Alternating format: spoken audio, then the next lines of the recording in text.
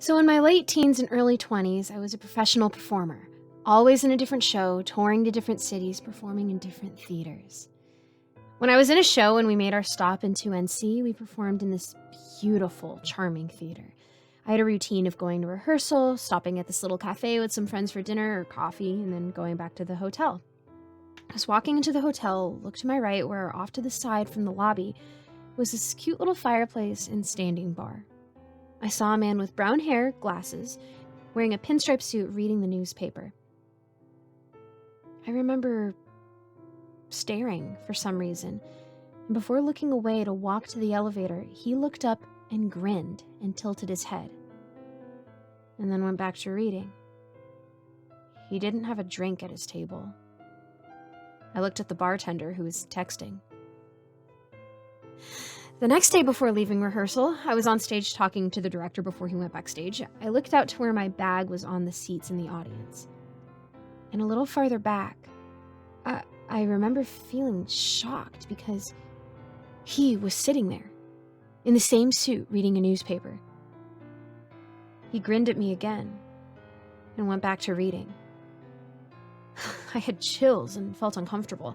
I thought maybe he had followed me. I ran backstage and asked my friend to come out on stage with me for a second. She was really confused and asking why I was in a panic. He wasn't there anymore. That night at the hotel, I asked the bartender if he knew if this guy was a guest or not, because if he was, I was changing hotels.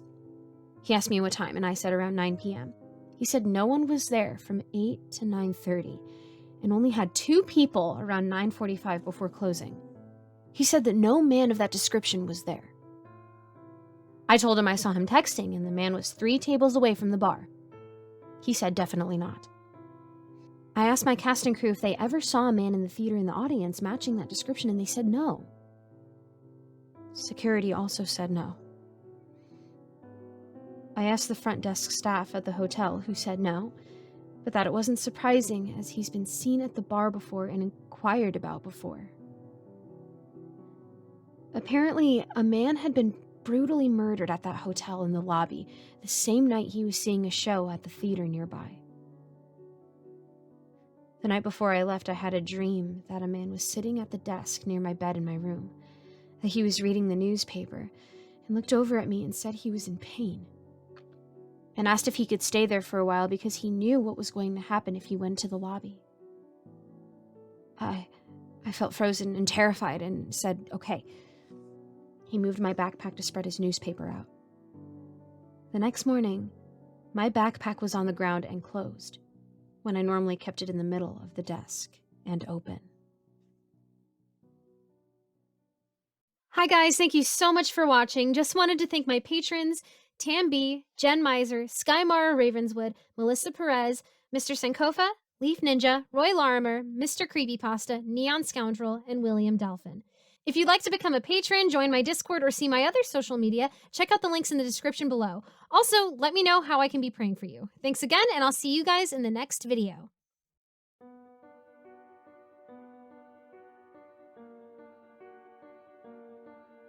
Have you ever heard about the thing that the more complex the job, the more you'll get paid? Well, as a freelancer, this rings true almost all times. I have done several odd jobs, from dog walking to breaking up with random strangers for money. Hey, we all need money. Don't judge me. It has been a stretch of a dry spell since the pandemic and lockdown happened. I've been living rather frugally on my savings. And now that that's dwindling, I've been on the edge and scrolling through the odd jobs portal for something, anything to come up. My dry spell is finally broken with a job that came up on the portal. Wanted, a female with high integrity and clean background for a highly complex job. Should sign a confidentiality agreement at a disclosed place. Rate per hour, 500 INR. Whole day event, should be able to stay longer than needed. For future inquiries, DM. 500 INR for every hour? Sign me up. After some rounds of texts, I receive the location. I don't recognize the address. This would be a profitable job if done right, even though they have been very vague about the job details. 1 hour later, I arrive at the location. It's a seemingly empty building with a guy standing outside who clearly doesn't belong here.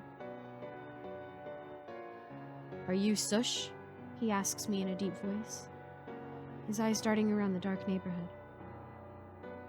"Yes," I answer faintly and follow him through a set of double-thick glass automatic doors. The stark white room is a contrast to the dank neighborhood. Another set of doors on my way through, I enter into a sterilized white room with a workspace in the middle of it. The man stretches out his hand for my phone and gives me a confidentiality agreement, basically detailing that this is a social experiment and I'm not supposed to say anything about the experiment to anyone. After signing the ridiculously high-paying job, he gestures me towards the workspace with a nod of his head. I pad to the table and sit down facing him in the room with no clock, no wall adornments. A hospital room would be far more cheerful compared to this place. On the table lies a bunch of blank paper and a pen beside it. The man continues. "On these sheets, write any story. Your life story, your dreams and wishes, anything. I will leave you to write whatever you need. For every hour you complete, we will deposit $500 in your account. There's no time limit on how much you want to write. Just press the button on the underside of the table when you're done. Any question?" A million questions swirl through my head, but I gape like a dying fish put out of water and nod mutely at him. A slow smile graces his face as he turns to leave. I pick up the pen and write about my story of my parents, my life, the incidents that changed my life, everything like I was possessed to write without any interruptions. With no clock in the room, it's challenging to keep track of the time. Some time has gone by as I finish the entire block of loose sheets. Just as I reach for the button, a small slit in the room opens, and out comes another set of papers. I stride across the room and take the papers, clutching them close to my chest, as it is the only connection to the outside world. How many hours have passed by? I have no idea. I hope I have enough money in my bank account now. I look down on my dress and notice it's slightly worn out, but it's barely registered in my mind. I have to write. Yes. Nothing else matters.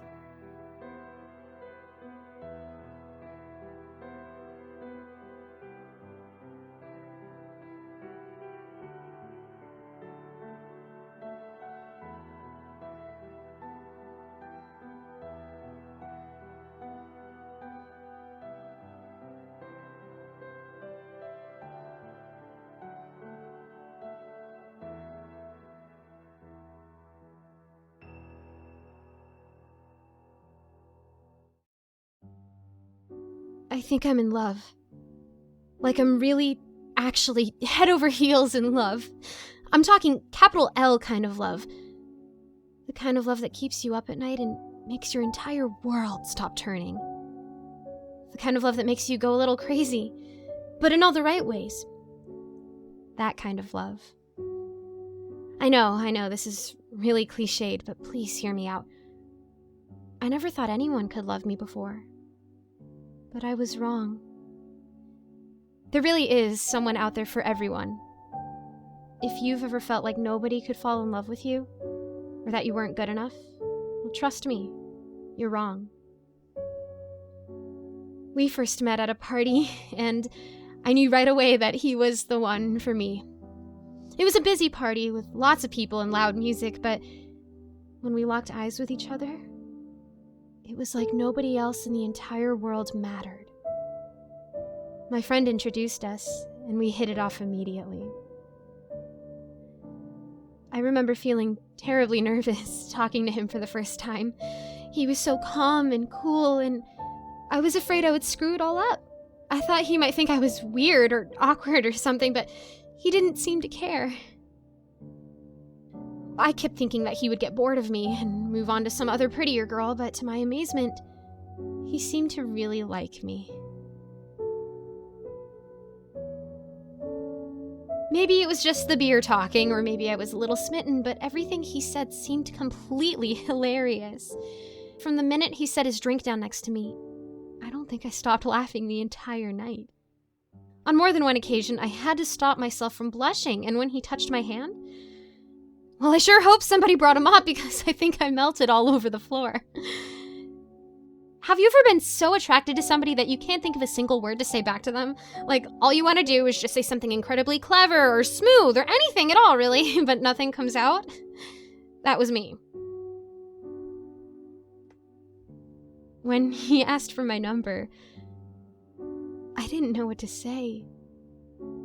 It was like my brain completely short-circuited, and I lost everything inside my head. Luckily, he took the phone out of my hand and texted himself with it, so I wouldn't have to. My knight in shining armor. And still, despite all my shortcomings, all my awkwardness, and all my quirks, the spark was still there between us. We both felt it.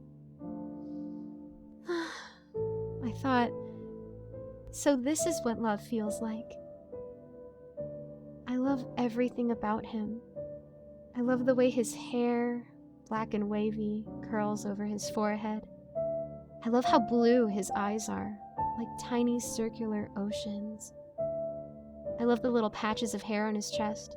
Not too much, not too little, but just the right amount. I love how strong his shoulders are, and how safe they make me feel.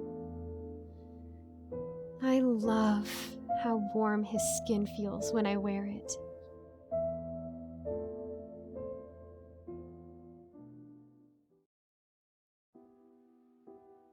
There's an elephant sat right on my chest.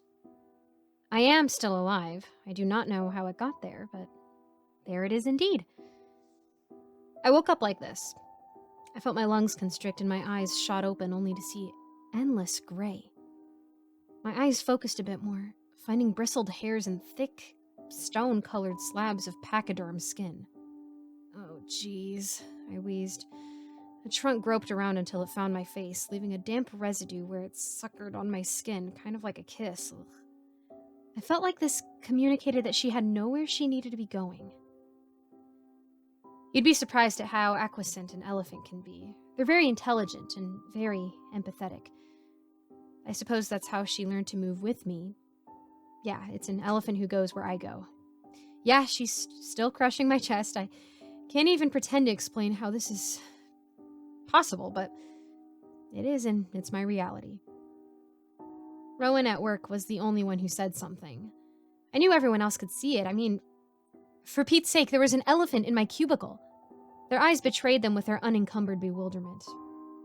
Rowan turned slightly into my cubicle from the hallway. Are you all right? I lifted my gaze to meet his. Rowan's eyes held the same astonishment as everyone else's. Oh, my. He trailed off. As he dipped away from my office, I opened the camera on my phone. It was grim. On top of looking completely disheveled, I had dark gray bags under my eyes. My eyes, which had burst blood vessels turning the whites red.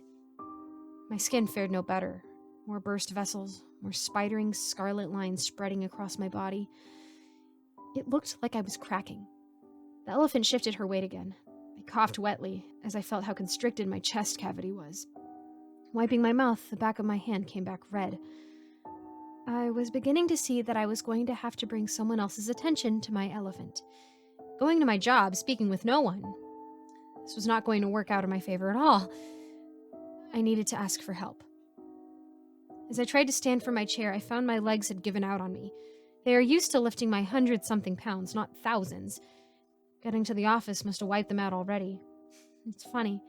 I really didn't even notice. A few more shots at rising, and I was still in my chair. I looked across the hallway and saw both Rowan and Caroline in their cubicle. Help, I rasped. There was so little air I could pass from my lungs.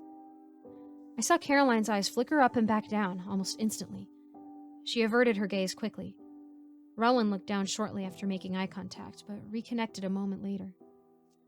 I felt a flutter in my chest. Hope. Not air, but maybe the next best thing. Rowan. It came out in one syllable. Please. Rowan's face contorted as he experienced what was clearly a wide array of emotions.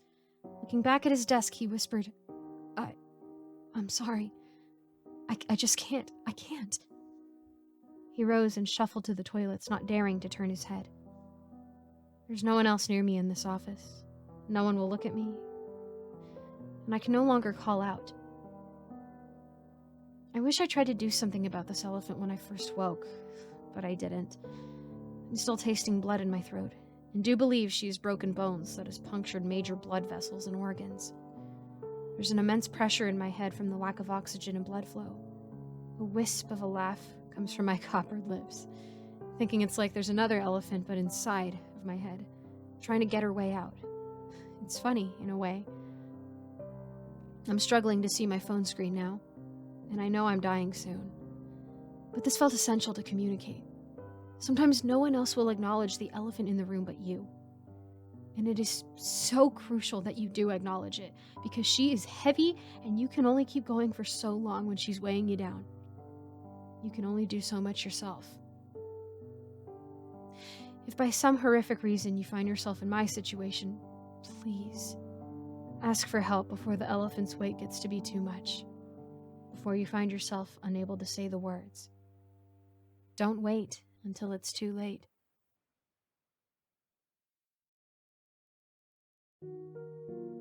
I am always running away from my horrid and hateful beliefs. My hateful and horrible beliefs are chasing after me, and I'm hiding away from them. Right now, I'm hiding under my bedroom, and my scary beliefs is searching my room, trying to look for me so that it can go back into me, absorb into me, and for me to be the body that believes in horrible and hateful things. I quickly get out from under my bed, and my horrible beliefs screech in anger as it loses me again. My hateful belief screams at me as I run downstairs and I open the door to the back garden, but instead I hide in my cellar. I feel safe from my hateful and horrible beliefs. Then I see my disgusting beliefs being tricked into the garden as I left the back garden doors open on purpose, to make it think that I'm in the garden, and I get out of the cellar. I observe my disgusting beliefs trying its best to search for me in the garden, and the flowers rot away, and when it finds a squirrel, it tries to go into the squirrel, and the squirrel decomposes while alive. I'm so glad my horrid beliefs are not inside of me anymore, and I fear what sort of person I would become if my beliefs found me again and went back inside of me. I then see my dirty and hateful beliefs in the shed where it was touching the metal equipments, and they start breaking away like acid had touched it. I could tell that my beliefs were starting to realize I am not in the garden. And then it spotted me.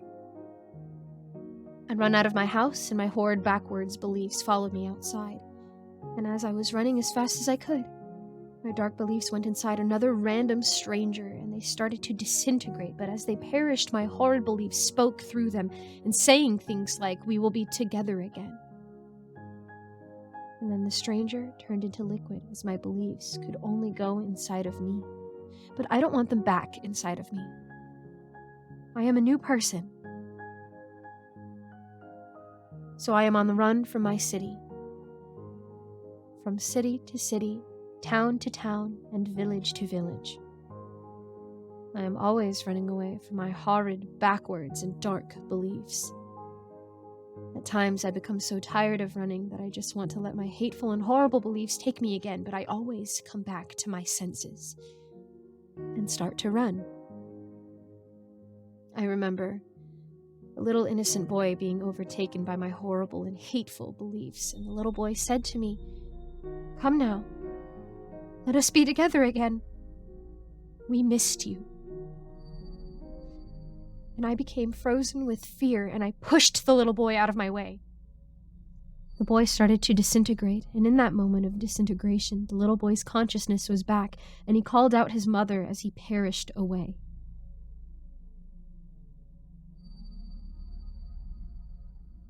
My horrible and hateful beliefs roamed around whichever area I found myself in, and fresh flowers, fruits, and vegetables would decay as my hateful beliefs went next to them.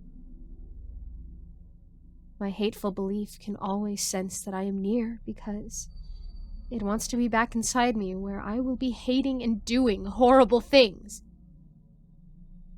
And then my hateful and horrible beliefs, then spoke to me, even though I was hiding. How long can you run for? And sooner or later, you will tire, and we will be together again.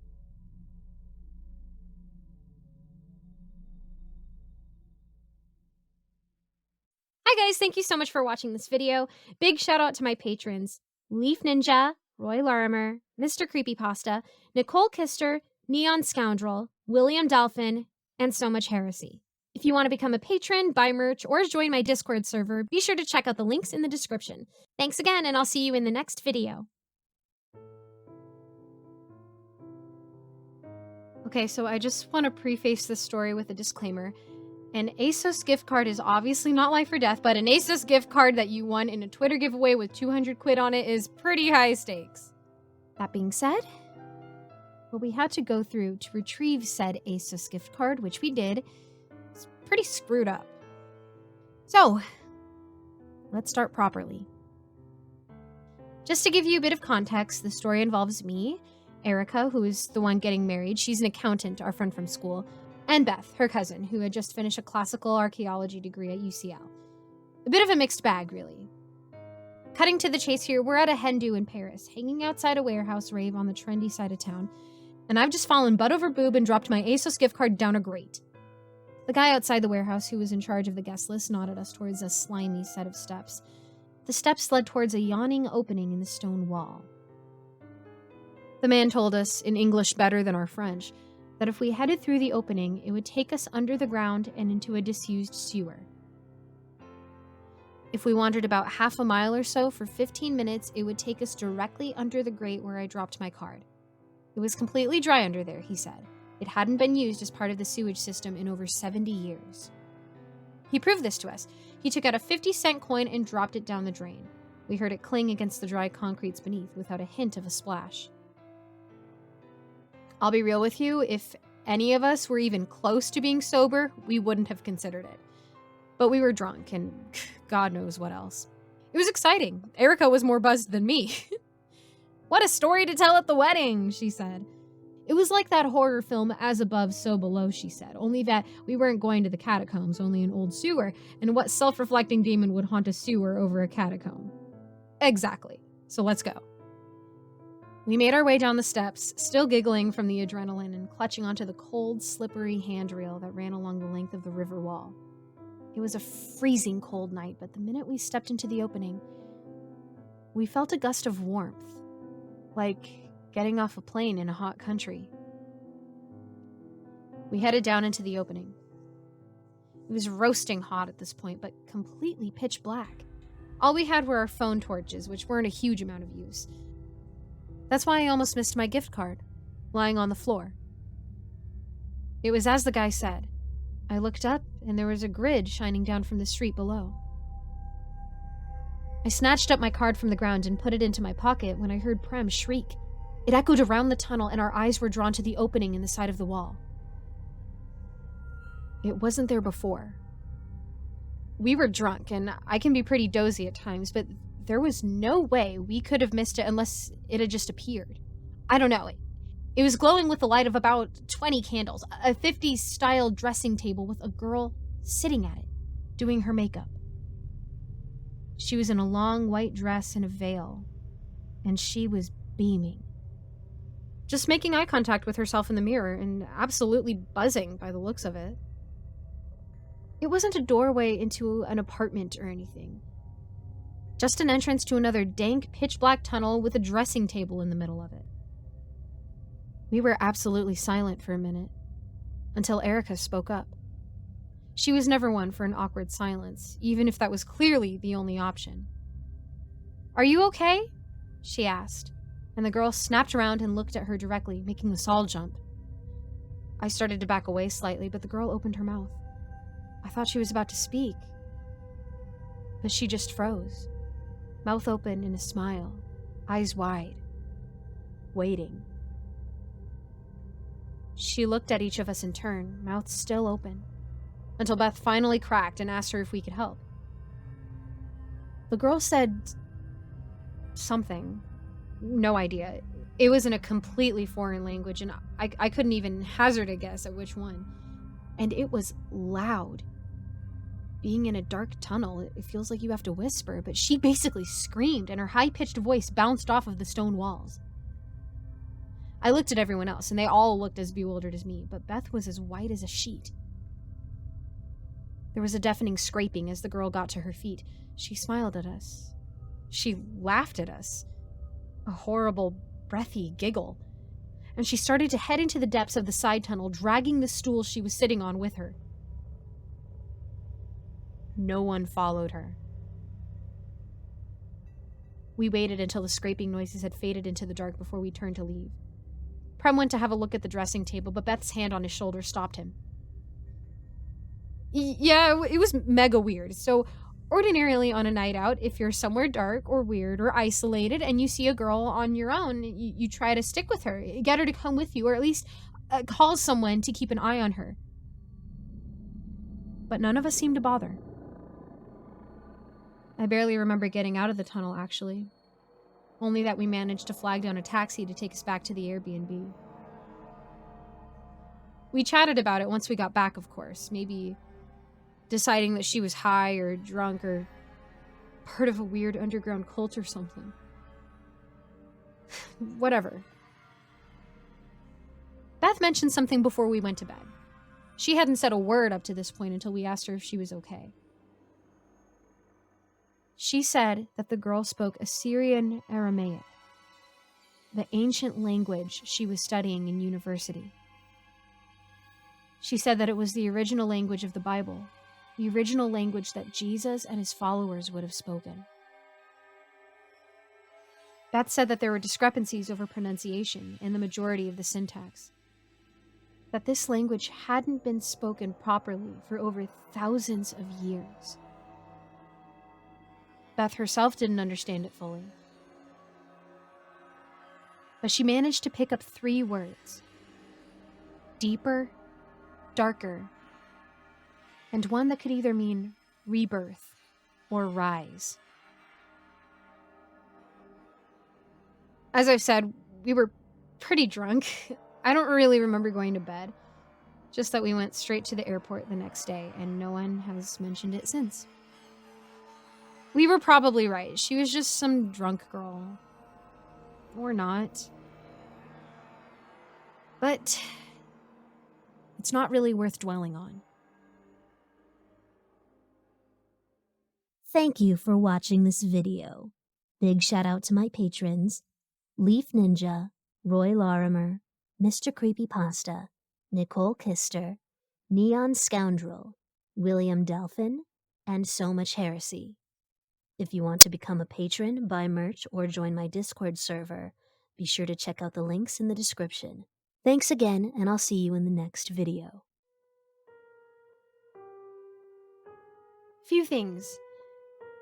I'm a researcher for the government. I don't care if I signed the paper or swore that oath. I'm dead anyway. I realized something, and I'm the last one. I know it's a bit cliche, but it's true, and this thing is not to be messed with. It's huge, at least 24 feet tall and 15 feet wide at what I can only assume to be its shoulders. Let me just start from the beginning. I was hired by the government to do work on things the public couldn't handle to see, like monsters, superhumans, all other abnormalities. This one was certainly no different.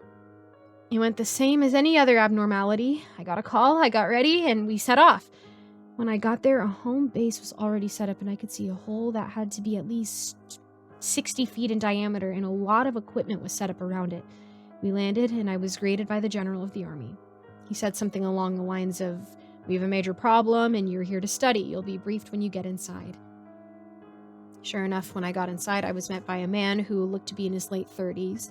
He told me everything he knew at that point, and I'll just list a few. The hole was at a rough 80-degree drop. The walls have a gravitational pull that is similar to Earth, so the steep angle will not be a problem. The walls were made of a tungsten titanium alloy that was nearly impossible to break. The small amount of light appears to be a type of neon light. I was being sent in with a team of 20, 4 technicians, 3 researchers, 10 Marines, 1 equipment specialist, 1 video expert, and me. I was fitted with a harness that connected up to a tow hook and a powerful motor. I was told that if anything were to go wrong, I had to push the button next to my collarbone on my right side. This would cause a signal to be sent to the tow hook and it would pull me back, where we were given enough food and supplies to last us all a week. And all the researchers and I were given enough paper to cover the entire opening twice over. I didn't know exactly what the Marines had, but I guess it's the regular stuff like food, water, and the usual. We entered the opening and the change in direction of gravity made me lose my balance, but I got it back before I fell, and as I waited for the others to do the same, I looked down the rest of the hole and I thought I saw something big retreat further into the darkness. But I couldn't tell. When everyone finally started moving, nothing important happened other than losing the sight of the entrance. We all thought we had somehow gotten turned around many times, but we all eventually decided it was impossible to get turned around without us knowing, because we had the tow hook tied to us. It took, I don't know how long to reach the end. We all had watches that told us how long we had been down there, but they stopped working at some point. The room we had made it to looked like it was made with the same stuff as the hole itself.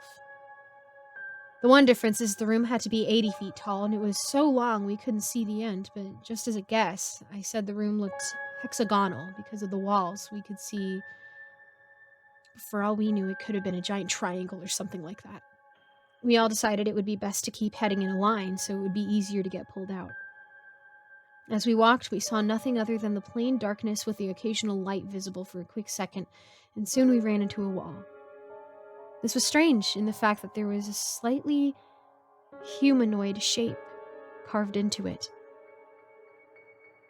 I would explain to you what it looked like, but I don't have the words to. Just then, as we were taking notes, discussing, recording, and the like, we heard a loud thud next to us. When we looked over, we couldn't see anything, but I was the unfortunate one who looked up. But that might have saved my life. What I saw was a head that could be described as bony, ape-like, and oddly human-like. It had a hand on the wall and it peered down at us, almost inquisitive. Then it let out this roar that made it feel like I was standing next to a speaker at a concert.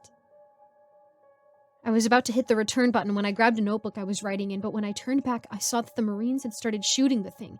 But before any of them could hurt that thing, it shot out a type of needle that impaled them and stuck them to the ground. I hit the button, still clutching the book, and without a thought for anyone else, I shot backwards to the hole, and as I was pulled back to the top, I heard the sounds of very quick thuds, as if that thing was chasing after me, and after a minute of sliding, I saw one bony hand land on the wall next to me, and then on the other side. When I turned on my flashlight, I saw that thing's face, not 10 feet from mine. When the light hit it, the thing recoiled and fled out from the range of my flashlight, but it was still chasing me. When I finally reached the top, the thud stopped and then retreated. As I got up, I realized I couldn't hear, and the thudding was just the vibration in my brain filling in the blank.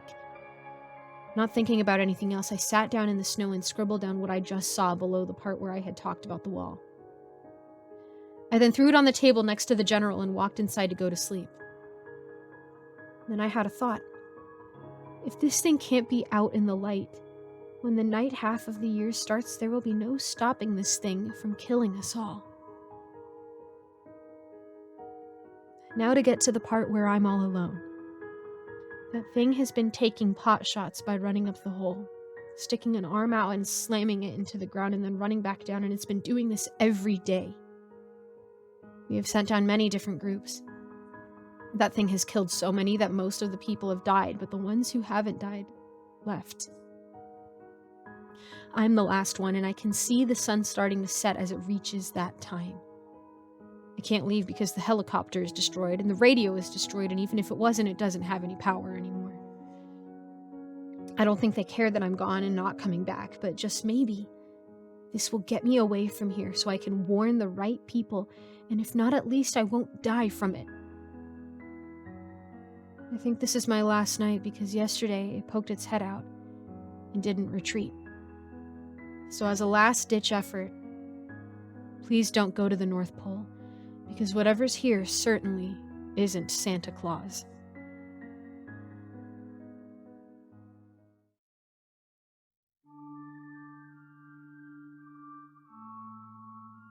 There are people in the ocean. No, really, it's true. Not mermaids, none of that magical stuff, just people. Regular people. People like you and me, but they're in the ocean, not on land. Okay, I know, it's hard to believe, but quit interrupting me and just listen. There are people in the ocean. And sometimes on low tide you can see them. Barely. But they're there. The tops of their heads bob with the dips of the waves, and you could tell that they're standing because they move from the force of the sea. The strands of hair float up with the water, and very rarely, you might see their face. But they just stand there, not moving. About 10 or 20 of them off the shoreline. I thought that maybe the people in the ocean would move, so I camped on the beach. I know it's illegal, but some things are worth a night in jail and a fine. I didn't sleep all night, just watched. Watched them watching me. And sometimes pieces of hair washed ashore, or a fingernail, subtle signs of a human being. I thought about collecting them for DNA testing, but why would I do that? I know where that person is. They're standing out in the ocean, looking at the shore. Looking at me. At us. I called out to them eventually, and then when I got no response, I started cussing at them, and then calling them all sorts of mean and nasty things, and they didn't say or do anything, and I broke down and cried. Just go and look. There are people in the ocean. But you have to go at a low tide. I don't know how they stand on the rocks and the shells there without cutting their feet. I don't know how they breathe or how they don't float away, but they are there, and you can see them. Yes, I did tell somebody. Well, I'm telling somebody. I'm telling you right now. I've told people before, and they don't believe me, but God, you can see it. You can see them. And I know they can see us. They can see us even though the seaweed wraps around their heads sometimes, and they stare for thousands of feet, yards, miles, and you know they aren't looking at you, but they are looking at you. Do you understand? No? I did try to swim out to them. Eventually. After a week or so. I tried to put the people out of my mind and go on with my life, but they were still there with their blank expressions and their pruned skin, staring through and into the men who surfed the waves above them, the children who ran from each wave, and the parents who tried to coax the kids into the waters. Maybe those kids know something that we don't. I don't want to get into the water anymore now that I see those people who see me. Well, I swam out to them. I wrote a will beforehand because I thought that they might try to drown me, but no. Their eyes just followed me until I passed their line of sight. Then straight back to the shore, to the people who saw me but not them. Somebody on the shoreline shouted and asked if I needed help, but I just stared. Stared at the people watching me now. Watching the hyperventilating girl treading water among tens of bobbing heads. But they didn't seem worried about the heads or the bodies those heads were attached to. Just the regular girl. I took a deep breath and dove. Despite the strangeness of the ocean people, there was still marine life. Fish swam through arms that slightly floated and between legs. There was a hermit crab that was crawling on the chest of someone. I even saw some barnacles on people that had been in the water for apparently a long time. But do you know what else I saw? More people. More and more and more and more people. An ocean of ocean people. A veritable field. The deeper I looked, the more people I saw, until the water itself blocked my vision. All staring, all looking at me, at us, at land. I swam down, following the gentle slope of the continent until I started dropping dramatically. By this point, I went up for air and then back down again to look at them. Most of them were covered by the living grime that seas deposit, so much so that I could barely see any discerning features except their eyes, which still moved and watched me. What did I do? What could I do? I couldn't dive any deeper, not without professional gear. I had looked and called out and done everything except interact with them. I swam down. I hesitated. My breath was running out. I'd been swimming for far too long. I still could ignore this. I could go home and sleep for 1,000 years. I could drug myself into a state where I would never see the ocean people's eyes again. I could drive far away, move to the mountains, live in a van, and pretend that I don't see them watching me from lakes now, and ponds, and creeks, and streams, puddles, glasses of water. I could do that. I reached out and grabbed the closest one to me. And immediately, I recognized that person in the ocean, who had only been watching me with their eyes, who hadn't moved a muscle, and was so calcified as to be a functional statue. It was me. I don't know how I got out or how I was found. I ended up in a hospital somewhere 30 miles away from the shoreline.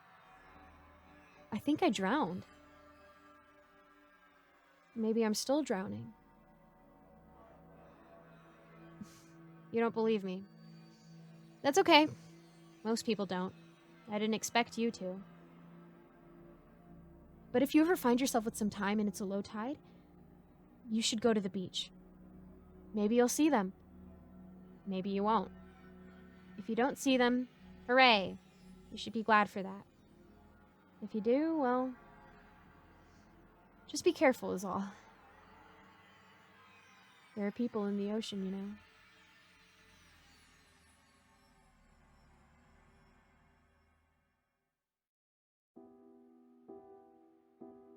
I had only one sister, and she faded when I was about 10 years old. I was watching television. That's a good place to start. Yes, I was watching television. I started to switch the channels. I used to love cartoons. Who doesn't, anyway?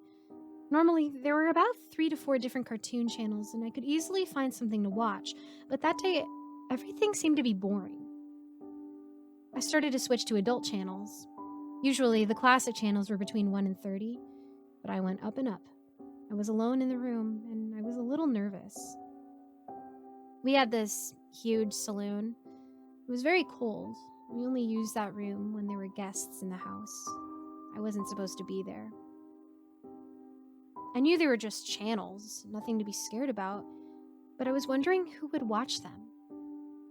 There were countless possibilities of what I could see, and that was giving me the creeps. Mostly there were some unpopular traditional movies. I went up to the hundreds, and there were channels showing the old records of fish tanks. There were different kinds of fish inside, and they seemed to be just swimming around. I waited a bit to see if they would eat something, but no, nada. They were just swimming.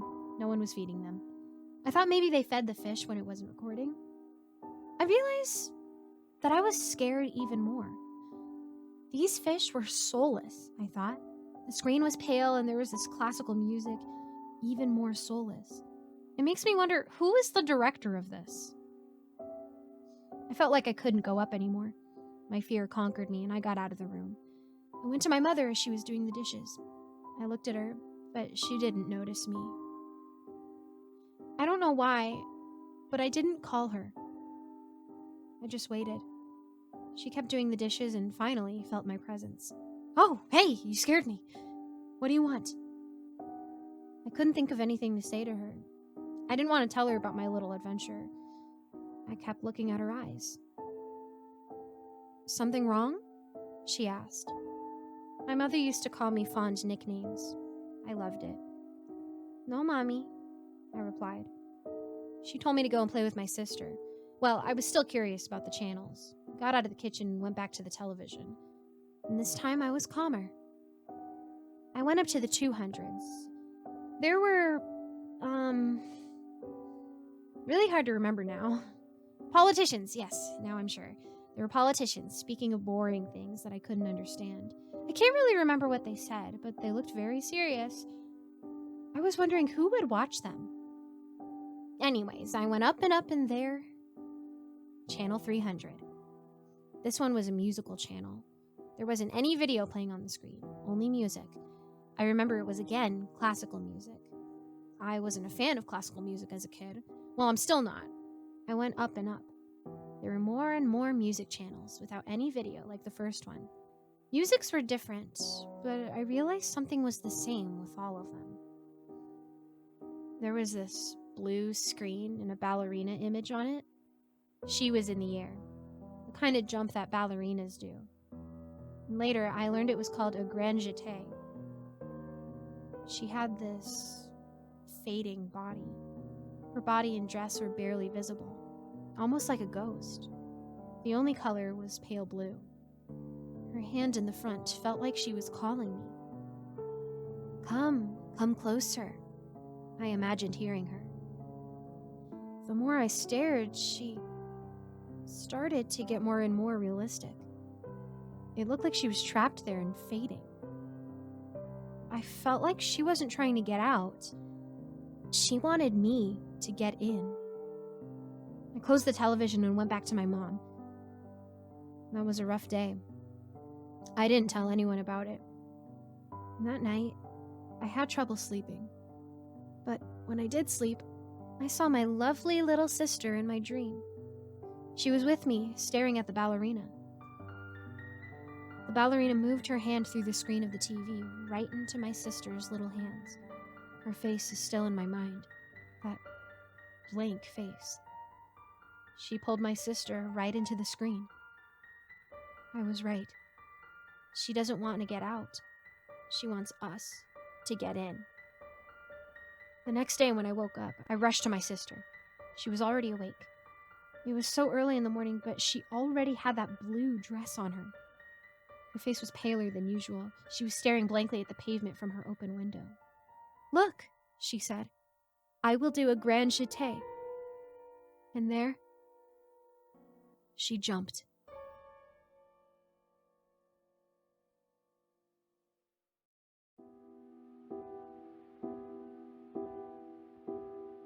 I live in a small town where I moved into 3 years ago.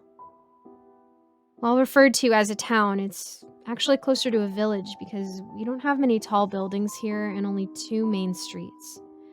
Around the town is surrounded with thick forests and plains leading to mountains just a couple kilometers away. I myself happen to live in one of the few multi-story buildings on the 2nd floor, with the window facing the main street. Previously, we had an open balcony outside my window, but not too long ago, we did a renovation and added walls, turning it into a proper, albeit small, room. We left the door, though, so there was still another window between my room and the now closed balcony. Anyway, the thing happened 2 weeks ago. I randomly woke up at night at roughly 6 a.m. It was raining outside. Instead of falling back asleep, I decided to check my phone. While at it, at some point, I heard a moderately loud noise. It sounded as if water droplets were hitting the sheet of metal, which under the circumstances didn't feel weird at all. The only thing I was bothered or rather annoyed is just how loud it was. I thought I might have left the window open and I thought I'd go close it, but then I remembered I did close it before I went to bed. So I just put off my phone and decided to ignore it to the best of my ability while trying to fall back asleep. Strangely, before I did, the noise stopped. Shortly, it started again, except much quieter, which then didn't bother me at all. The next day, I went to get the groceries. As I walked down the street, I glanced over my building, the side that my room was facing, looking for what the water was hitting that could cause the noise. Strangely, I didn't see any sheets of metal mounted anywhere. Even stranger, I realized that our windows didn't have a sill installed after renovation. They were just bare windows mounted into a concrete wall, and so was the case for the neighboring apartments. I could bet it was a windowsill the water was hitting, but now I was left without an idea. A day later, you guessed, it was raining as well, and just like last time, I woke up at night. The rain was quiet. That is, until I heard the noise again. It wasn't as loud as it was before. I got curious and at last got off of my bed to peek through the curtains. At first, I didn't see anything, and shortly the noise stopped. And then there was a pause as I kept looking. And then, it happened. I saw something rising outside, as if it was climbing the wall, slowly and carefully. I couldn't make out many details because it was dark, but the silhouette was definitely that of a human head and a hand with abnormally long fingers. When that thing climbed to the point that I could see its shoulders, it froze. I felt both curious and scared from what I was seeing. Is someone climbing the building at night? I thought. Could it be a burglar? But what happened next completely terrified me. With its long index finger, it started knocking on the window, making that same exact noise that woke me up the other day. The same sound as if droplets from a surface above were hitting a metal sheet at a constant pace. I couldn't move. I just kept staring at it through the opening in the curtains. It kept knocking for roughly half a minute before it finally stopped and froze again, looking inside the window. After a short pause, it started climbing again. That was when I realized it was completely naked. And the figure was skinny, too. It climbed the wall effortlessly, like a gecko would climb on glass. And then shortly after, it happened again. Same noise, except quieter, as if it was knocking on the window above. And then again, but one more floor higher. I've got no idea what it was and why it was doing what it did. Could it be it was trying to lure out the people inside? Did it see me, or was it too dark for it to notice me? I'm pretty sure what I was seeing wasn't a dream. I did hear that a kid went missing a week before my encounter, though. I didn't give it much thought at the time. At any rate, closing all the windows and curtains is the first thing I do now before I go to bed. The rain is not the same for me anymore. I used to enjoy rainy weather. And that thing took it from me.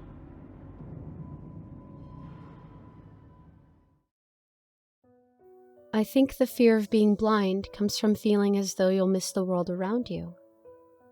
Detective Stevens sat across from the painter, a chill in the air. The frost of December glazed the lone window, obstructing the view of the yard beyond. Accompanying the conversation was the occasional pop of a log from the fireplace. Standing on an easel on the far side of the room was a painting draped in a dark cloth. "Sir, you do understand that people are going mad after viewing your painting." Detective Stevens stared into the cloudy eyes of the man. "Some have even resorted to suicide." The silence hung in the air like a bad odor. "Do you even know what you've painted?" Still, the painter refused to answer. Detective Stevens climbed out of his chair and slowly approached the covered artwork. The soft satin cloth glared at him with its blank expression. For some reason he couldn't explain, Stevens felt afraid to reveal it. One trembling hand reached forward. "Don't!" the painter yelled, standing up from his chair. "Do that, detective." For a moment his hand hung in the air. An eternity passed in those few seconds. The room seemed to stand in suspended animation as he decided if he would obey the painter. His hand dropped. The painter spoke. "Do you know what it's like to create art you can't see, detective?" The painter raised his slim figure from the leather-backed chair. Slowly, he felt his way across the room to a bottle of whiskey sitting near the fireplace. He removed the cap. "Drink?" he asked as he poured himself a glass. "No, thank you," the detective responded. The clinking of ice cubes rang out in rhythm with the painter's steps as he approached Stevens. The aroma of the drink gently made its way into his nostrils. He wanted a drink. This whole investigation had him on edge. "I may not be able to see my work, detective." The painter sipped his drink. "But I know every single line I paint. The abstract visions of a blind man granted me sanctuary after my accident. There was no guarantee anyone would like these images, detective. But I was blessed." The familiar silence filled the room once again. A strong breeze rattled the windows. A storm was brewing outside. "So I decided to show everyone my blessing, detective. And the world couldn't handle it." The painter walked back towards the fire. Detective Stevens remained glued to his spot, the covered artwork taunting him. Every single person who has viewed the painting became incoherent, their native tongue degraded into a string of nonsense. Numerous tests were ran, but it was impossible to get any information from them. Because all of the viewings had been in private at the artist's request, no one could explain what they had seen. Now Stevens was so close to solving the mystery. "Look at it, detective." The painter had his back turned to Stevens as he talked. Stevens looked over his shoulder at the painter before turning his gaze back to the painting. He felt his heartbeat at the tips of his fingers. Once again, he reached towards the cloth. This time, he would commit to removing it. Between his thumb and pointer finger, he grasped the cloth, slowly pulling it off of the frame. A gentle thud came from the sheet as it landed on the hardwood floor. Detective Stevens wasn't sure what he had expected to see beneath that cloth, but he was certain it wasn't the mirror that greeted him. "What is this?" He stared at his own look of surprise as he spoke. His eyes widened as he glimpsed the painter behind him. The painter stood still with his hand dangling by his side, still holding his glass of whiskey. But something else was there. A dark figure appeared to protrude from his back just below his neck. Two arms as dark as midnight wrapped around the painter's head. "Now you see it, detective." The painter slowly turned around to face Stevens. Clawed hands clasped around the painter's eyes, completely covering his face. As he made his way closer to the detective, the second face became visible. A twisted mass nearly void of features save for a mouth kept its lips pressed close to the painter's ears, lips moving as though whispering endlessly. There was no body. Instead, it seemed to protrude from within the detective like a parasite. "This is my blessing." The painter rested his hand upon Stevens' shoulder once again. Detective Stevens was completely petrified as he stared into the mirror. He could do nothing but watch as the head slowly placed its lips up to his ears. Then the whispering began. Whispers of secrets no man should hear. Whispers that shattered Stevens' mind, leaving him staring dumbfounded at his own reflection. The painter slowly walked past Stevens. He stooped down and retrieved the cloth from the floor. With great finesse, he hid the mirror once again. "Now you see it, detective." The painter ushered Stevens to the door. "My blessing is my greatest work of art."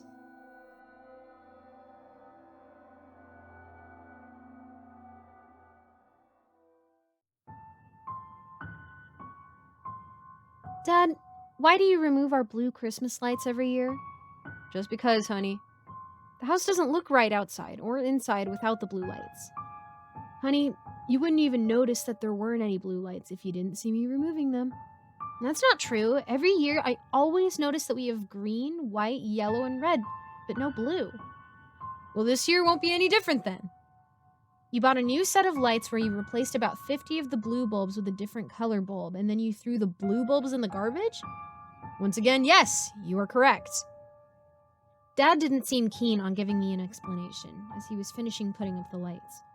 After discarding the remaining blue bulbs into the trash, my dad then goes into the house.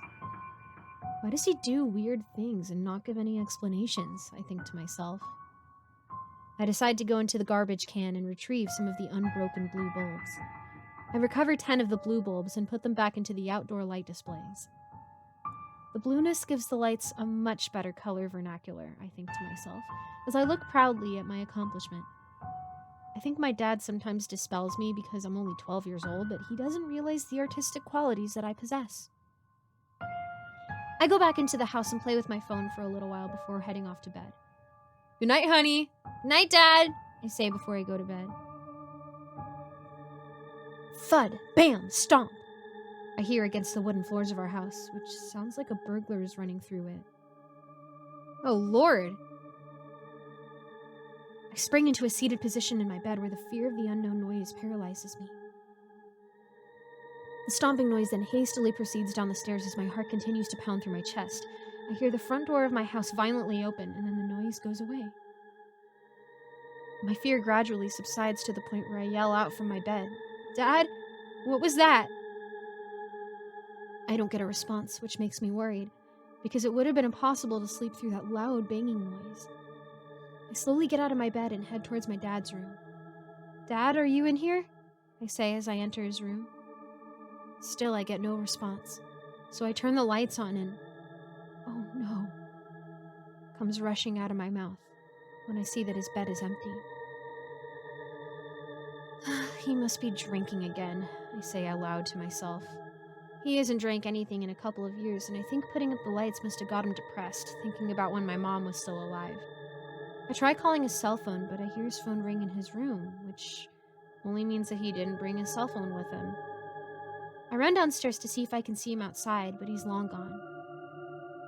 I wait to see if he comes back home. After a few hours, he doesn't return, so I pass out on the couch. At 5:30 a.m., I'm awoken by police lights flashing outside of my house. I look out the window and I see that it's Officer Kirk, who's my friend Samantha's father from school. Samantha's father had helped us out when my mom was really sick with cancer. I go outside and meet Officer Kirk by his patrol car. "Hi, Julie. I have your dad with me." "Yeah, he stormed out of the house several hours ago." "Someone called us because he was running through the woods like a mindless beast, yelling and screaming." "Well, really? That's weird. I mean, even when he used to drink, I don't remember him doing that." "After we subdued him, we did an alcohol test on him, which determined that he had no alcohol in his system." "That's really weird.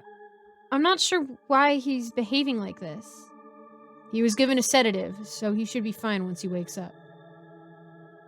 Officer Kirk almost has to carry my father to the couch, which I'm really grateful for him doing instead of sending him to jail or a psychiatric hospital. Officer Kirk leaves the house and my father continues to rest on the couch. After an hour, he wakes up from his sedation. "Why am I on the couch?" "Dad, you stormed out of the house last night and then you ran through the forest like a wild animal yelling and screaming or something." "What?" My dad responds, looking completely confused. "Yeah, Officer Kirk drove you home and assisted you to the couch." "I'm sorry, honey. I didn't mean to embarrass you." "It's fine, Dad, but what did you do that for?" "I have zero recollection of it even happening." We're both drained, so we drop talking about the circumstances of the ordeal for now. I get ready for school and Dad toughs it out and gets ready for work. I walk outside to catch the bus and I get a warm, tingly feeling when I pass by the Christmas lights that are now turned off from an automatic timer because Christmas was always my favorite holiday. I go to school and Samantha doesn't say anything to me about my dad's actions from last night, so I'm thinking that Officer Kirk didn't say anything to her. I forget about what happened to my dad as the school day drags on. I get on the bus and head back home. I usually get home about 45 minutes before my father gets home from work, so I start making pasta for the both of us. Dad gets home and he looks really tired. We eat dinner and then we sit in the living room together where he watches television while I play on my phone. Dad can barely stay awake as it gets dark outside. "Oh cool, the Christmas lights came on," I say as I see the pretty colors piercing through the white window shades. I put my head down to play a game on my phone and I start to hear an unsettling noise that grabs my attention. It sounds like a growling noise that a dog makes before it's about to attack someone. I look up at my father and say, "Dad, what's wrong?" as I realize he was making those noises. I stand up from the couch and slowly move away from my father as he starts to look like that girl from the Exorcism movie. His rage only deepens and gets worse. Or I'm not sure if I should stay still, run out of the house, or run upstairs. I decide to stay completely still so I don't rattle my father. I can barely catch my breath, and then his head turns towards the window as he hears a motorcycle drive by the house. He storms out of the house, where his loud thumping feet really intimidate me. I have no idea why my dad went from almost falling asleep to this state. I have Officer Kirk's phone number, so I call him and tell him that my dad was acting bizarre again and stormed out of the house, where he reassures me that he will look for him. I look out through our living room window where our front yard is lit up with different colors from the Christmas lights, but I don't see Dad anywhere. As I continue to look outside, the blue lights start to catch my attention, where I get a quick, intense feeling of rage. Something inside of me tells me to turn the lights off, so I quickly rush out of the house and unplug the lights. After a couple of minutes, I start to calm down and I think to myself, what came over me? I go back inside and catch my breath and sit on the couch. I type in the color blue into Google, and after researching its history, I came across some weird facts that I had no idea existed. For one, the sky is blue and the ocean is blue, and there's not one reference to the word blue in the Bible. What? I say aloud, as I'm perplexed on why such a common color was omitted from our history to include the Bible. The more research I do, the more articles I came across that allude to possession that engulfed beasts like humans when they looked upon the clear day's sky. I don't know what beasts like humans meant in ancient times, but I know that when Mom was diagnosed with non-Hodgkin's lymphoma, I did genetic testing where, thankfully, I was fine, but my genome had a higher than normal Neanderthal makeup, and Dad's genome was almost off the charts for his percentage of Neanderthal ancestry. Dad and his family must have known something was awry with their genetic makeup and their tolerance to blue light exposure when they arrived in the United States from Romania in the early 1980s. Dad always said that he was sheltered growing up, but never explained the reason why. He must have realized that I wouldn't be affected as much by the blue lights with my watered-down genes, but it does explain why I wanted to kill a few of my classmates at last year's holiday presentation.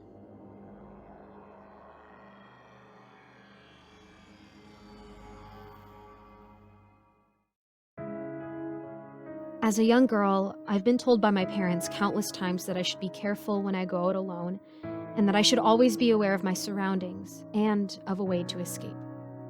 I was naive at the time and didn't think much of it, because what could happen to a young girl such as myself? I was merely a child. But as I grew up, things started to get a lot more dangerous. In college, I used to work at a night bar a few blocks away from my apartment. It was my first steady job, and it paid quite well, which was really good because I needed the money. Now, you know how when you go to bars, there's always that one girl employee that you can't get your eyes off of? That was me. And yes, I'd use my power to get a lot of hookups, but this also drew the attention of unwanted older men who came up there to escape work and home. That's what I thought in that night as well. It was a cold night from what I can remember on a Friday. I was about to finish my shift, which was a relief.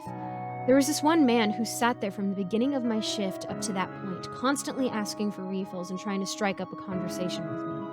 I, of course, knew what he wanted, so I tried to be as cold with him as customer service etiquette would allow me to be. But he just wouldn't give up. So when my shift was finally over, I was more than glad that I could just leave. I told the man he needs to go because the bar was closing, and he didn't say anything. He just got up and left. About 15 minutes after that, I locked all the doors and made my way home. About 2 minutes after I started walking, I got this strange feeling that I was being watched. I quickly glanced behind me. There was no one there, but I swear I saw a shadow move. I shrugged it off and continued walking, this time deciding to call my best friend, who is usually up at this hour playing video games.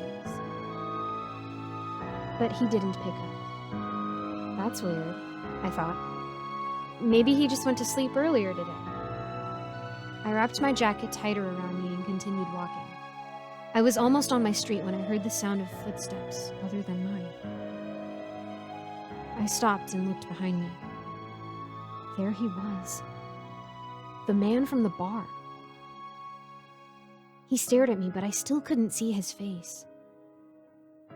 "Leave me alone or I will call the police," I said, confident, hoping that would suffice. But it didn't. He glanced down and then took a step into the light coming from the lamppost. That's when I saw his face. He didn't look like what I'd seen at all at the bar. His eyes were red, glowing with malice. His mouth was toothless, except for a pair of fangs. And then something even more frightening happened. He grinned and 6 more eyes appeared on his face out of nowhere. I screamed in terror and started running towards my apartment building. I didn't even look back, even though I could hear him laughing, and then the sound of flesh tearing apart.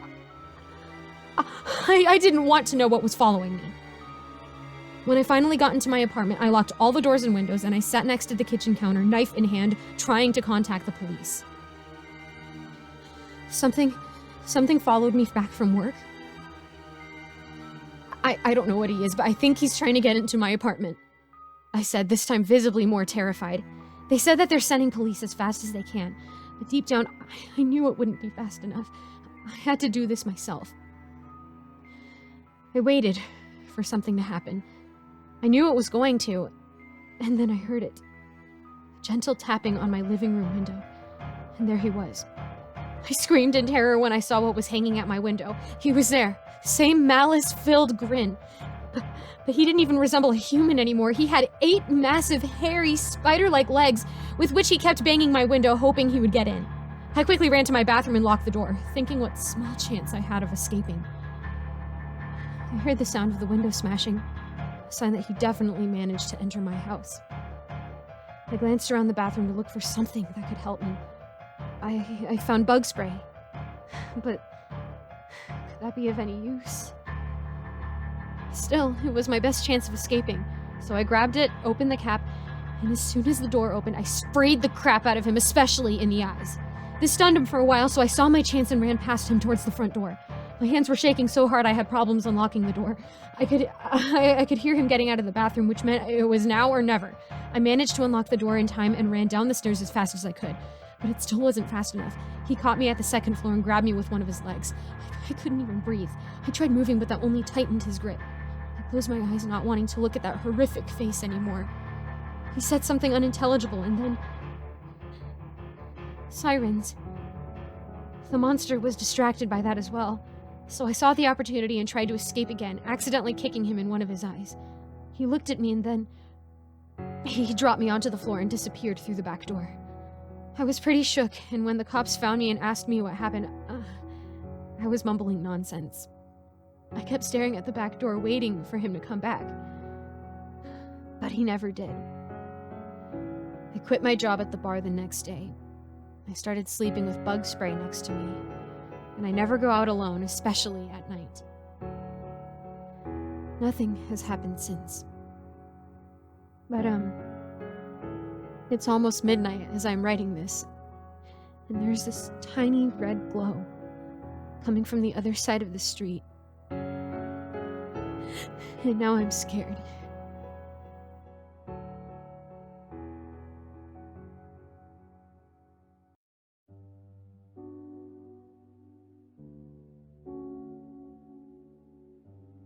You again. I saw you that day on Boulder Street, you know. We all did. There were clear skies, a beautiful day. The temperature was perfect. The neighborhood kids gathered outside and played freeze tag as their mothers brought out pitchers of lemonade and their fathers barbecued in their backyards. What a wonderful day that was. I couldn't have predicted it. I don't think anyone could have. It couldn't have been real. Not on such a pleasant day anyway. I was lounging on my porch swing when it happened. You'd called me prior and said you were going to walk from Marcy's house down the street to visit me. I always liked when you visited me. Maybe you liked visiting me, too. Stroking a hand through Melon's fur, I inhaled slowly as I leaned my head back onto the swing, finally letting myself relax after weeks of consistent working. I could hear the ice cream truck song chiming in the distance and all of the children in the proximity shouting with joy. That's when I heard you call to me from across the street. You were there, standing barefoot on the driveway of Mr. Luther's house in a graphic tee and jean shorts. The sun made your blonde hair look like it was a golden flame. You had that silly, playful grin plastered on your face as you waved a bottle of wine at me. I can still see it so clearly in my mind.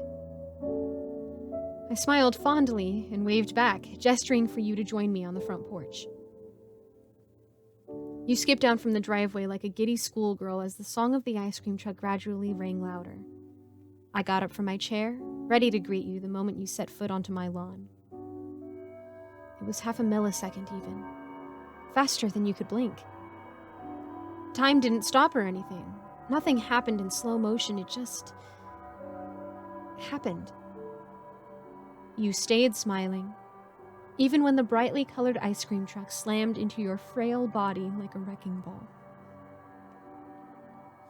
I remember it so clearly, how your body tumbled over the top of the truck and crashed into the concrete at the bottom, How the blood seeped out from under you and dyed the road crimson. The bottle of wine you were holding flew across the street and shattered into a million pieces at my toes. For a beat, no one dared to move. Out of shock, maybe? Basketballs slipped under kids' fingers. Parents stopped in their tracks to stare in shock at your unmoving form.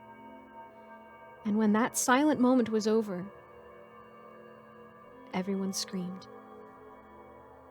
My mouth opened to scream too, but no sound escaped from my lips. That was it. That was the end of you. Gone in less than the blink of an eye. I went to your funeral, of course. Most of us did. How could we not? You were pure joy. A ball of light that everyone adored. Everyone cried, sobbed for hours even after it was over. A closed casket. Your body was too damaged to be put on display. I thought that was the last time I would see you. So why did you keep coming back to me? The first time was when I was washing dishes. I finished scrubbing a plate clean, and when I turned around to place it in the dishwasher, you were there. You were leaning against the wall, smiling at me. Not in a creepy way. I wasn't scared. When I blinked, you were gone. You never talked to me. Just stood there and smiled. I enjoyed your company, actually. It was easier for me to not have you out of my life completely. I enjoyed your company until it became a problem. You kept appearing more often than before. Every time I turned, you would be there. I could almost feel you breathing down my neck at some times.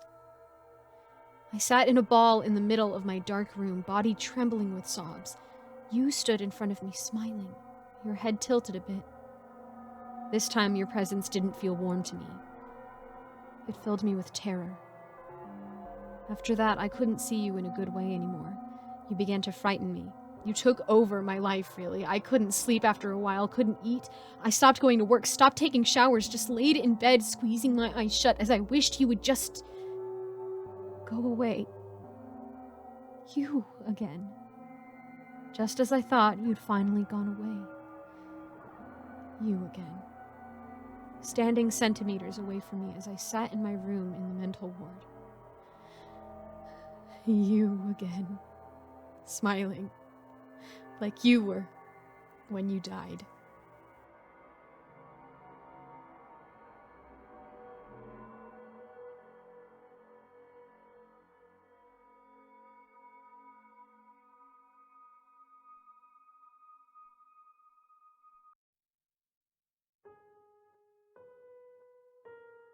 I heard my husband pull in at around 5 p.m., but it wasn't for another 10 minutes that I knew something was off. He had been sitting in his car that entire time without moving. We don't have the space for 2 cars in our driveway, so whoever gets home last has to park out on the street. Usually he walks in immediately with some hot and exciting piece of gossip from the office.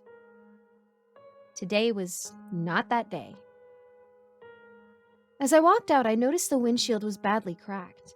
The visibility through the glass was so awful, I don't even know how he managed to drive home. It was quite an annoying sight, given we just paid a fortune on the last service. He didn't even acknowledge me as I approached the car.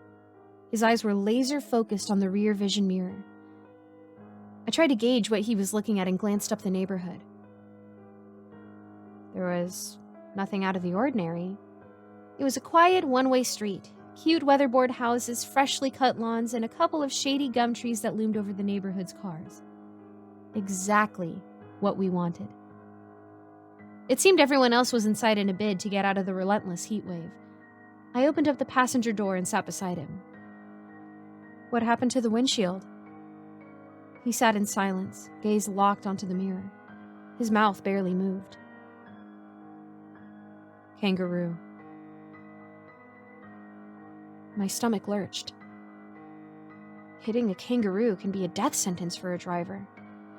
It wasn't uncommon to see them in our suburb as it fringes the rural bushland, but getting one on the road is still really scary. I could make out the bloodied point of impact in the glass. He was lucky to be unharmed. Are you okay?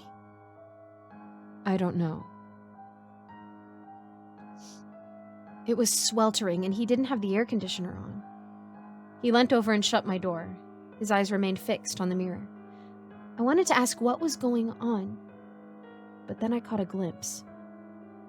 In the rear vision mirror, an obscured person stood at the top of the street. I couldn't make out their silhouette due to the shade from the gum trees, but it definitely looked human. It stood completely still. Its presence filled my body with unbridled dread. I turned my head to get a better view through the rear window. The figure vanished. And the figure vanished. It had gone in less than a second. I wish that was the last time I ever saw it. But as I glanced back into the mirror, the figure returned. I snapped my head back to the window. It disappeared. It seemed this mysterious person was only visible through the mirror's reflection. I'd never seen anything like this and thought the heat was making me hallucinate. David, what is that? I noticed my husband's breath had become quite shaky. He was terrified. I don't know, he whispered.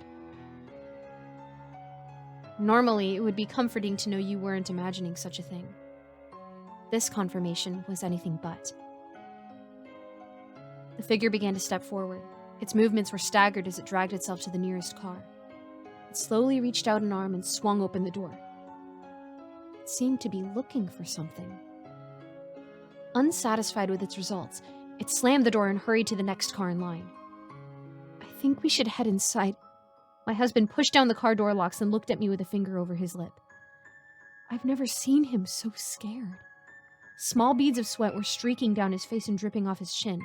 He shook his head and indicated for us to remain. I wanted to suggest that we drive away, turn on the engine, and never look back at the thing. However, facing the street's dead end made this option impossible. We would have to turn the car around and head straight for the figure if we were to leave. An easy escape wasn't factored in when we were initially drawn to this quiet street. We slowly slid down our chairs and watched as the figure opened and closed the neighborhood's cars, making its way up the street. It would appear to anyone watching without a mirror that the doors were moving on their own volition. Their metallic clunking rang out in a disjointed rhythm. My husband was really struggling. It seemed the stress of this ever-growing threat had caused him to repeat the only two phrases he had just uttered. Kangaroo. I don't know. Kangaroo. I don't know. The figure was far too close when I realized most of our neighbors would also have their cars locked. It clearly didn't stop the thing. We should have gone inside. The figure's footsteps approached, scuffling along the tarmac. We were next. My husband covered his mouth with a trembling hand. There was complete silence as we held our breath. The locks popped up. The backseat door swung open and we felt the weight of the figure enter. The vehicle wobbled and the back door closed. We were no longer alone. Something was breathing back there. It was a wheezy kind of breath, followed by a slight gurgle, like a lung had been punctured. I had to look. I reached up to the rearview mirror and angled it downwards. My husband stared at me with widened eyes, shocked at my curiosity. A part of me wished I hadn't done that. In the back seat was a bloodied man. He stared at me, eyes bulging in pain. He looked dead. I think he was dead. His entire face had been crushed and his body was horribly disfigured. He held up a severely broken arm and pointed it towards himself before turning it to the damaged windshield. I followed his finger to the bloodied point of the impact on the glass. I froze. I didn't want it to be true. The bloodied man fixed his gaze onto my husband's seat. My mouth was dry of any moisture, but my question still managed to scratch itself out. David? What happened with the windshield? Kangaroo. I don't know. Kangaroo. I don't know. As I closed the car door, I heard it lock behind me. Both my husband and the man were still inside. I don't know which one had put the locks back down, but I've decided it wasn't my fate to find out. I went back to the house and removed every single mirror we owned. I never saw either of them again.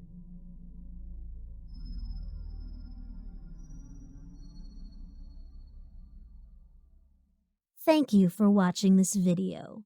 Big shout out to my patrons, Leaf Ninja, Roy Larimer, Mr. Creepypasta, Nicole Kister, Neon Scoundrel, William Delphin, and So Much Heresy.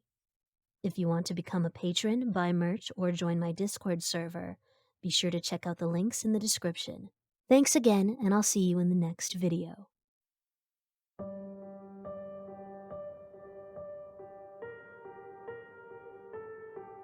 A few weeks ago, I started to have a toothache. It wasn't unbearable at first, but with time it became more annoying. Hot and cold foods gradually became impossible to eat. Biting on anything too hard would send waves of sharp pain upward into my jaw.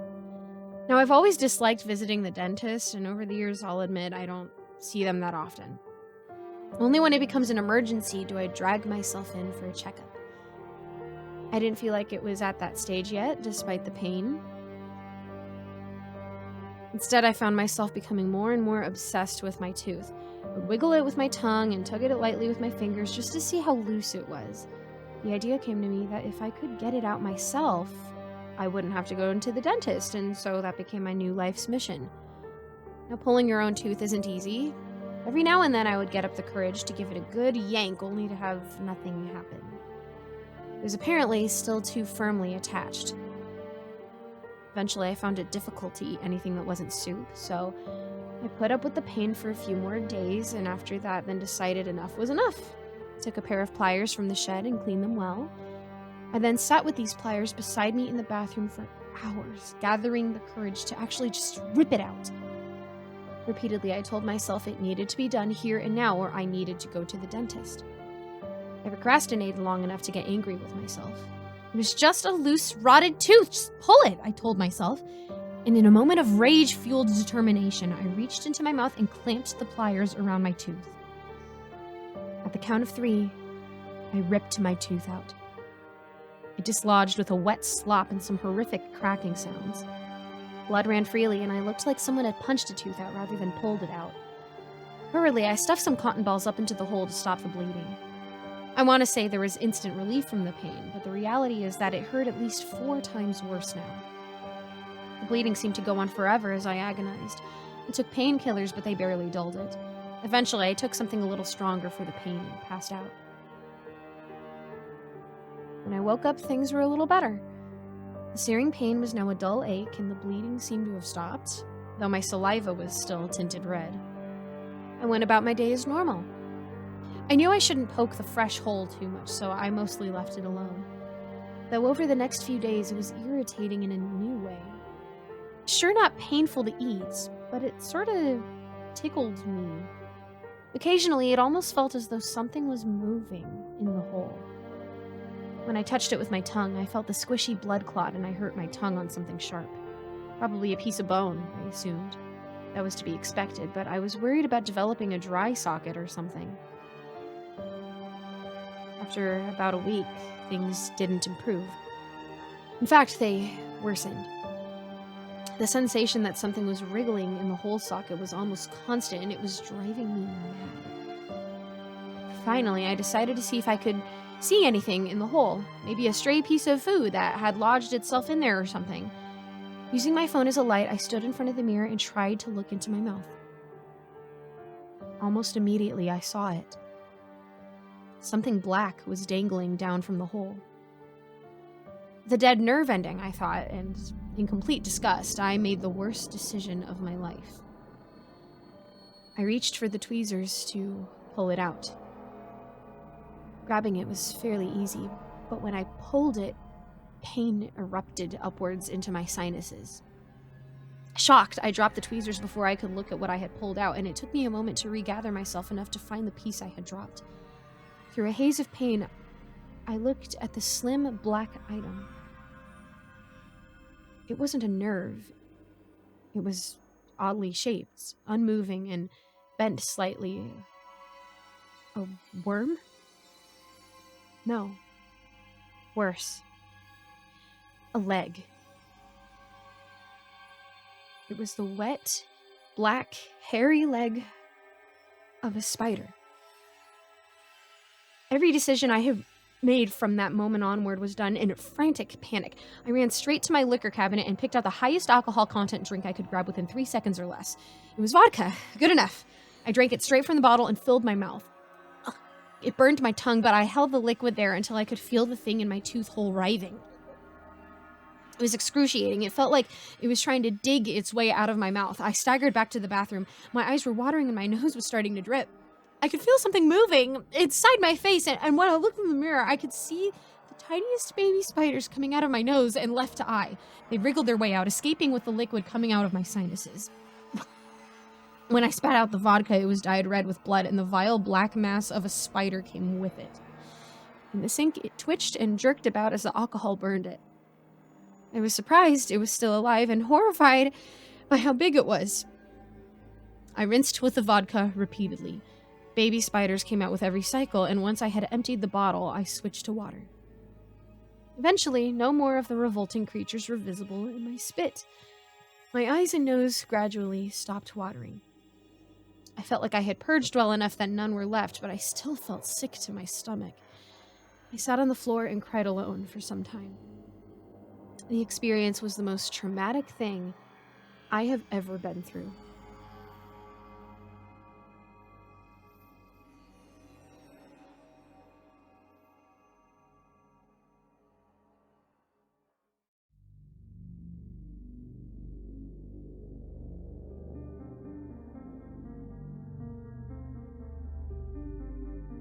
Back when I was at school, I was asked all the time what it felt like to be alone. I'm an adult now and have moved away from the small town I grew up in, but the emotional scars remain. Growing up, I lived in a modest house with my mom and dad, which was just down the road from my school. I was old enough to walk to school myself. My dad was away with work a lot, and my mom held down 2 jobs, cleaning for one of the well-to-do families in a secretarial position. So I guess this suited them as well. It would be far enough to say I was a solitary child. I spent a lot of time with my head in a book. I loved science fiction best. When I was not traveling to Mars or battling gas monsters on Venus in my imagination, I used to like to walk down to the river and throw pebbles in the water. This was when I was the happiest. Being at school was the worst time for me. There were only a few hundred people who lived in town and only one school. There were 13 of us in my class, 6 sets of twins, and me. Now, with the hindsight of time and having lived life, I can see that this was weird. I looked up the stats just now, and there are 33 twins in every 1,000 live births in this country. So there's nothing odd about being an only child, apart from in that cramped room where I sat by myself at a table near the window. All the others sat in pairs.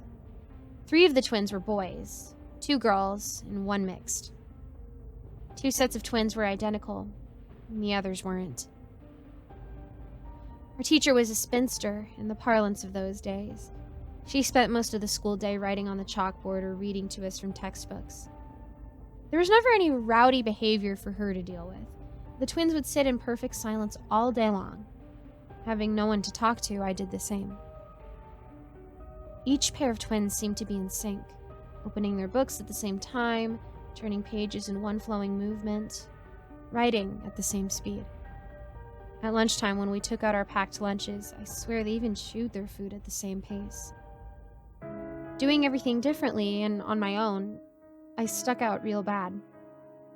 And as each endless school day dragged on, I could tell I was being stared at.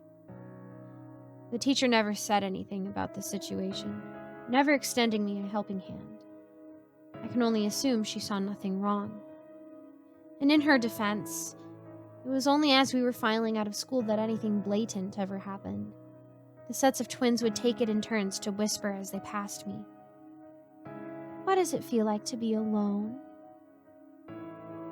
This only lasted for a minute or so, but every day, as soon as I thought I was out of sight of them, I would sprint for home and throw myself onto my bed, bury my head into the pillow, and burst into tears. I thought this would never change. The way it did haunts me to this day. They were called Thomas and James Morton. They were identical in every way, as far as I could see. It was a Saturday afternoon in late spring, and I had gone down to the river to skim pebbles across the surface of the water. My troubles weren't forgotten, but they did seem further away when I saw them. The Morton twins. They were standing higher up the riverbank looking down at me. I froze. There was a glimmer of darkness in their eyes. Of malice. A smile flickered across their faces as they moved together towards me. I started to back away, and I felt cold water lapping at my feet.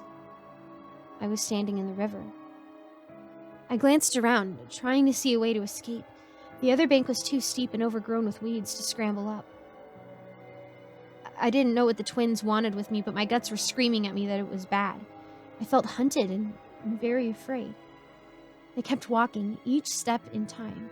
Without really being aware that I moved deeper into the river.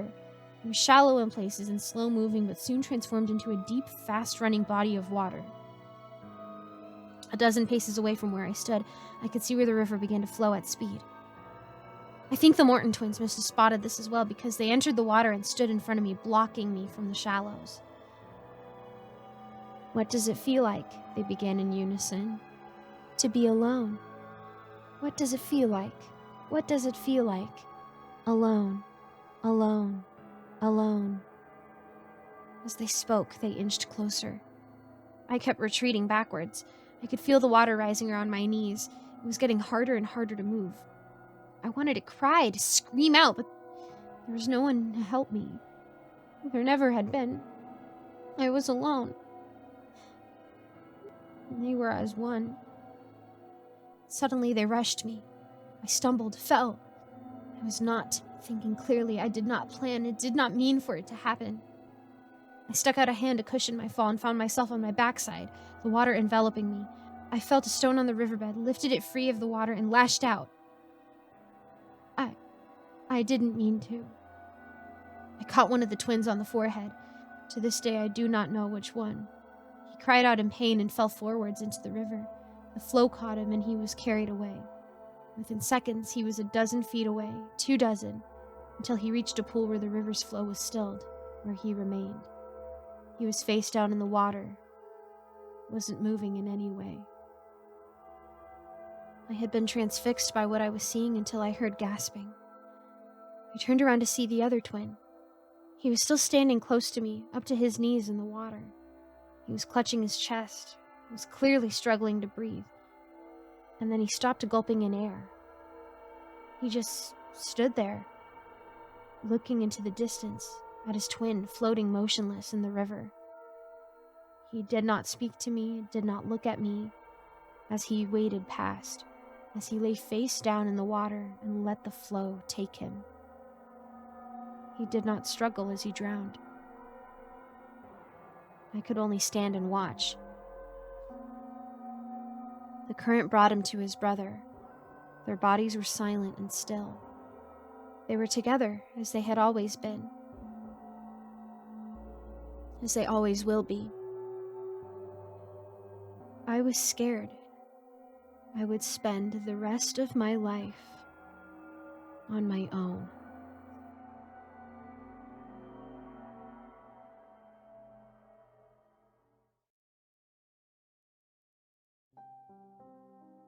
I'm posting here because I don't know what to do. I've never experienced anything like this, and I am terrified out of my mind. So for context, I live in Sydney, Australia. I teach at a guitar school, and you finish up late because all the lessons have to be taught out of work hours. I got home around 10 this evening, and man, I was really tired. Teaching is rewarding, but it can be very emotionally draining, and believe me, after a day of kids yelling at me, refusing to listen, and one even throwing a guitar at me, I was emotionally drained. I walked down the hall into my room, turned around to hang up my satchel, and groaned. Right on the wall to my room was a big, fat huntsman spider, one of the biggest I'd ever seen. If you haven't seen one, they're part of the tarantula family, and it's not surprising to see one as big as your hand. This one wasn't far off. I like to think of myself as a relatively kind person, and I try not to kill things if I don't have to. On the other hand, I am quite arachnophobic, and I was not prepared to have that thing scuttling around my room at night. There's an acacia tree next door that they tend to breed in, and huntsmen have an unsettling habit of cropping up at night when you're least prepared. I thought of the can of Mortine bug spray I kept in the bathroom and considered. No, my kinder nature got the best of me, and I went into the kitchen to get a bowl and some cardboard to trap it in. When I returned, it was in the same place. I slowly walked up to it and brought the bowl down on the door. The huntsman was too quick, though. It skittered away from me higher up the wall. I tried again, but this time it was ready for me and ran up out of reach. I grunted in frustration. Why now? Why this late at night when I'm tired, irritable, and my hand-eye coordination is at its worst? Ugh. Deciding I just have to brush it down to get access, I went to fetch the broom. It saw me coming and ran out of the way, down the wall towards me this time. Seizing my chance, I slammed the bowl down on the wall. It came right down on top of the hairy creature, cutting it in two. I took the bowl off it, and it dropped to the floor in two pieces. It wasn't even writhing. Ugh. I looked at the two halves of the corpse for a second. In death, it looked pitiful. Not scary at all. Spiders tend to curl up when they die, some kind of insect rigor mortis, I guess, and both halves had done this. I did feel bad for a minute. I hate killing things unnecessarily, but honestly, I was so tired at this point, my main emotion was just relief. I couldn't even be bothered to put away the bowl or the spider's body. I just left it there, thinking I'd get it in the morning. I think that was my biggest mistake. I got into bed and cuddled up with my blankets. I live by myself, so I like to stretch out at night with a few pillows. I was just dozing off when I felt a little tickle at my feet. I was jerked into wakefulness, my heart pounding. No, I was just being silly. I'd probably just imagined it. I stayed awake for another minute or so, my heart racing before I began to drift off again. My eyes were just shutting when I became aware of a shape on the roof. It was vague in the dark, but I could definitely make it out. A dark blob on the ceiling. I reached over to turn on the nightlight and flicked it on. Would you believe it? Another huntsman. This one even bigger than the last. With a groan of frustration, I made to get up.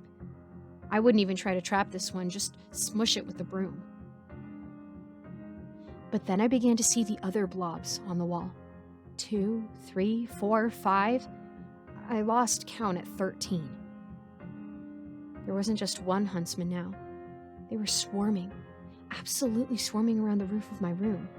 I felt the tickle under my blanket again. Oh God. I ripped the duvet off. Tens more of them were on my bed, crawling towards me. I don't think I scare easily, but honestly, I screamed. They weren't running away anymore. They were running towards me. One was crawling up my leg. Now, I shook it off and got out of the room, desperate to try and get out of there.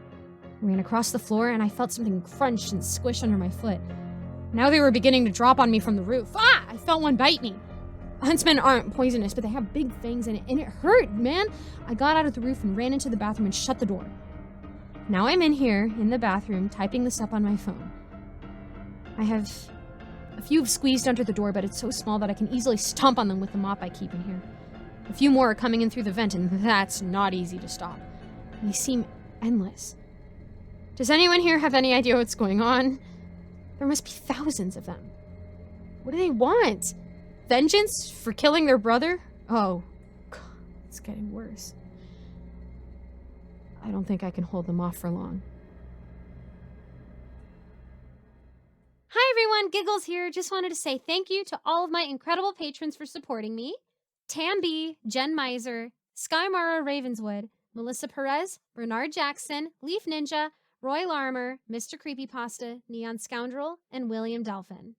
I'm still figuring out rewards for Patreon, but if you would still like to support, click the link in the description and I will hopefully have something for you guys soon. Thank you so much for watching, and I'll see you all in the next video.